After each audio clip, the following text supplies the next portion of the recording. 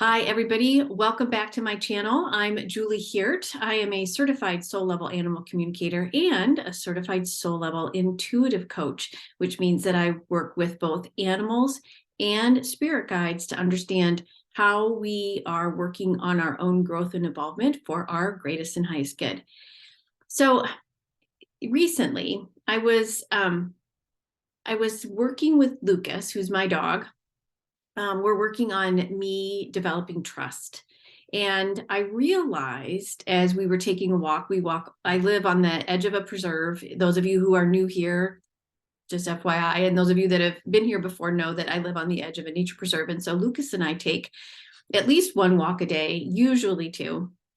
Um, and and one of the ways that he's working with me is on trust and to some degree allow him to run. Now, when we lived in Alaska, we could easily let him run off leash. That was not a problem. Lots of room, no busy roads, and he's pretty good when he comes back, except for when he sees a moose. And here, when he sees a deer. And in the nature preserve, there's probably about 90 to 100 deer. And the preserve is also surrounded by busy roads. So letting him go, well, one, they're not supposed to be off leash. So there is that. But then also letting him go really makes me nervous because I don't want him to chase the deer into a road. I don't want anybody to get hurt. I don't want a deer to get hurt, and I don't want him to get hurt. So that's something that we're working on. But he's trying to work with me on building my trust. And that's one of the ways he's doing it. So as we were walking the other day, I realized that, I'm holding on to his leash as I should. And I was starting to feel guilty, like, we moved from Alaska, we brought you here, and now you can't run. And I was feeling really guilty. And I realized at the moment that the guilt was actually a flag for me not trusting myself, that we made the move for the right reasons, that I'm still doing my best to care for him, that I'm trying to keep him safe.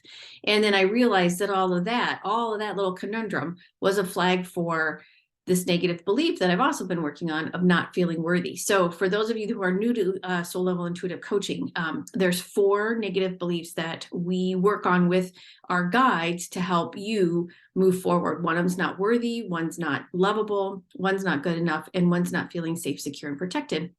And we're working on all 4 at any given time.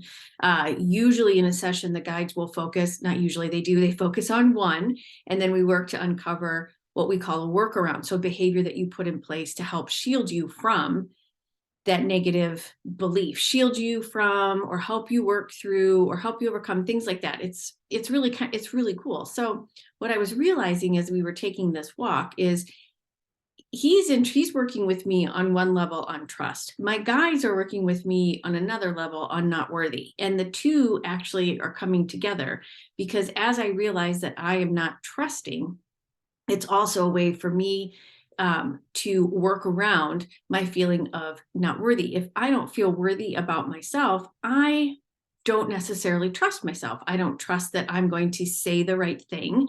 I don't trust that I'm going to appear in public properly, whatever that may be, or that I don't I don't buy the right stuff, all these weird, goofy little things. And I don't mean to judge them. Saying the word weird, judges it. But I'm realizing that what's really cool is that Lukas is pulling up one aspect of the lesson, and my guides are helping me with another aspect of the lesson, so that I've got this whole guide team working with me, animals and spirit guides. There's more to it too. I know that there's other entities out there helping me, but it's really kind of cool how it all comes together so that I can really spend some time focusing on this aspect of not worthy. There's been many more. I've been working on not worthy for a long time and probably will continue to do so for a while. But this trust thing that's coming up it's really kind of interesting to take a look at, first of all of the flags, so like guilt, and all of the workarounds that I've done just to show myself that to help me feel better about the fact that I ultimately don't trust myself. And what's really interesting is that as I've thought particularly about not trusting myself to speak, that I'm actually finding I'm having fun saying what I need to say. I still get nervous, like doing this video, I still get super nervous. But I'm actually finding that when I trust that, when I realize I have something to say and I trust that saying it is going to be fine, no one's going to die, whatever, I'm actually finding that I'm having some really interesting conversations. For example, I just joined this new group of women. We meet weekly and we meditate together, and then we have a conversation about what's going on, what took place for us. Like, it's just really kind of interesting, and we've had some really deep discussions about certain things that I've actually spoken up in, and it's actually led to other tangents, paths in the conversation, and it's really kind of interesting.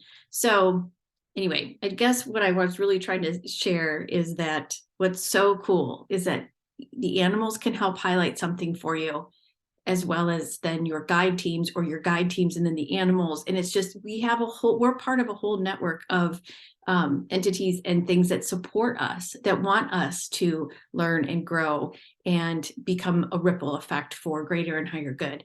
And they're all right here at our fingertips. Actually, Lukas, my dog's right here at my feet right now. So they're all right here at your feet.